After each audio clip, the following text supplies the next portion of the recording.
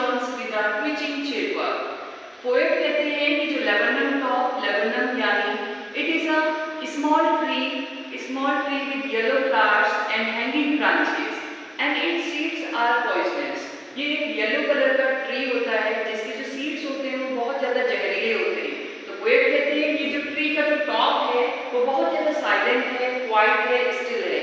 इन तीनों वर्ड्स का यहाँ पर एक ही मीनिंग है कि लेबनम टॉप बहुत ज़्यादा पीसफुल है, वहाँ शांति है।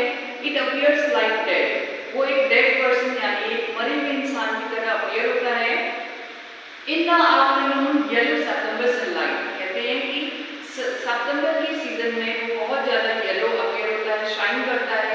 ऑटम सीजन की बात यहाँ पर पोएट करते हैं।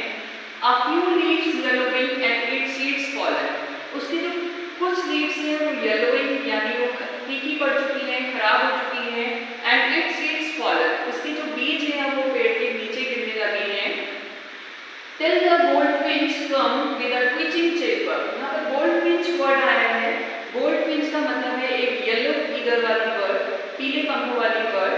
कह रहे हैं कि जैसे ही उस पेड़ पे गोल्डफिंच अराइव करती है, पहुंचती है, तो वो पेड़ पे आने के बाद शोर मचाने लगती है, दोबारा पेड़ पे हल्ला होने लगता है।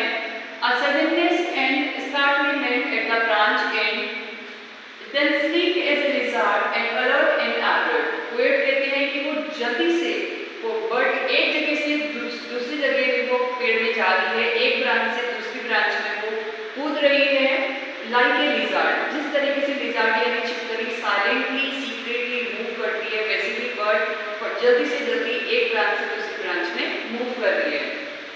She enters the thickness and the machine starts up, और जैसे ही जो बर्ड है वो ब्रांचेस के पीछे जाती है, पेड़ की थिकनेस में अराइव करती है, तो वहाँ पे एक मशीन स्टार्टअप होने लगती है, यानी कि जो उसके जो यंगल्स है अपनी मदर को देख के वो चहकने लगते हैं, शोर मचाने लगते हैं कि उनकी मदर उनके लिए फूड लाई होगी।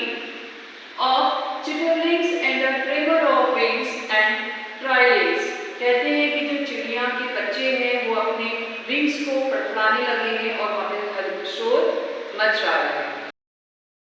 The whole tree trembles and thrills, starting में पोएट ने बताया था कि जो ट्री है वो बहुत ज़्यादा साइलेंट है, लेकिन आप पोएट यहाँ पे कहते हैं the whole tree trembles and thrills, मतलब कि पूरे के पूरे पेड़ में अब अशांति हो चुकी है। It is engine of her family, poet कहते हैं कि जो गोल्डफिंच है वो अपनी फैमिली का इंजन है, यानी कि जैसे बर्ड के यंगल्स को पोएट ने मशीन बताया है और बर्ड को इंजन बोला है। जिस तरीके से एक मशीन बिना इंजन के सर्वाइव नहीं कर सकती, नहीं रन हो सकती, उसी तरीके से जो बर्ड के यंगल्स हैं वो बर्ड के बिना नहीं रह सकते। She strokes it full, then flits out to a branch end, कहती हैं कि उस सी फिर क्या करती है बर्ड ब्रांच के एंड तक, टहनी के एंड तक पहुंच जाती है। शोविंग हर बैरेड फेस आइडेंटिटी मास्क, यानी वो जब वो लेबनम ट्री की ब्रांचेस के पीछे छिप जाती है तो बर्ड नहीं दिखती है। क्यों? क्योंकि बर्ड भी येलो कलर की है और ट्री भी येलो कलर का है, लेकिन पोएट कहते हैं कि उसका जो आइडेंटिटी मास्क है यानी उसकी फेस की इधर साइड जो ब्लैक कलर है वो पोएट को दिखाई दे रहा है। Then with a delicate whistle chirp up whispering, और फिर दोबारा से बर्ड क्या करती है, पेड़ में जाने के बाद चिर्प अप करने लगती है, शोर मचाने लगती है। She launches away towards the infinite, और फिर अपने बच्चों को फीड करने के बाद वो दोबारा से इनफाइनाइट यानी वो स्काई की ओर को फ्लाई करती है।